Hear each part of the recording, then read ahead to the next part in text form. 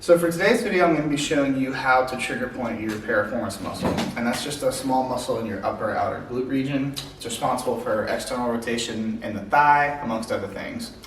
What it can cause is, if there's any kind of tightness there, it can cause some pain in your knees, your hips, and especially your lower back.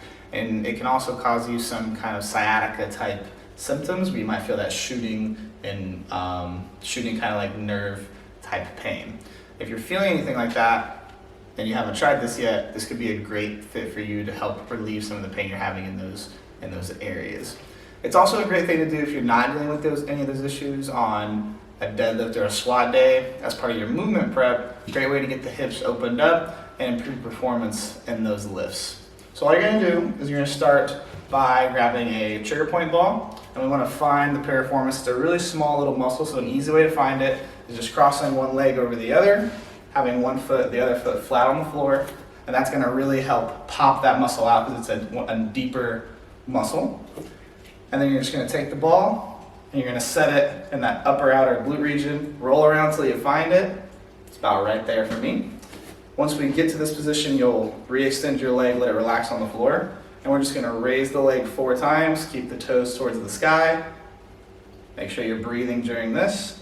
And then we're going to bring that leg in, and you're going to let this knee, where the ball is under, let the knee fall to the ground nice and slow, and back up 4 times once again there, and then we're actually going to pivot into the ball.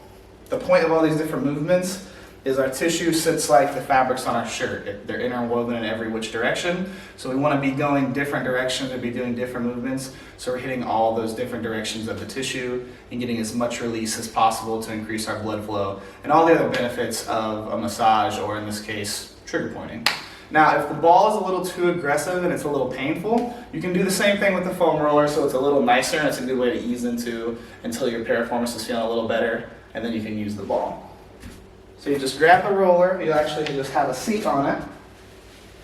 Again, you'll cross one leg over the other, bring that foot flat on the floor, and you're actually just going to keep your leg bent this time. You're going to lean to this side, and then you're just going to roll up and down on it. I still feel this is still a bit uncomfortable, which it should be, but it shouldn't be painful. But you should definitely feel a little bit, just like you would a stretch. And this one, you just roll it up and down. You can kind of rock side to side. Same thing there. And that's it. You can try one of 2 things or both of those. Try implementing them into your warm-ups if you're just trying to help improve any kind of exercises of yours, or if you're dealing with some kind of daily pain in your back, hips, or knees. Give this a try and see if it helps you out. And thanks for watching.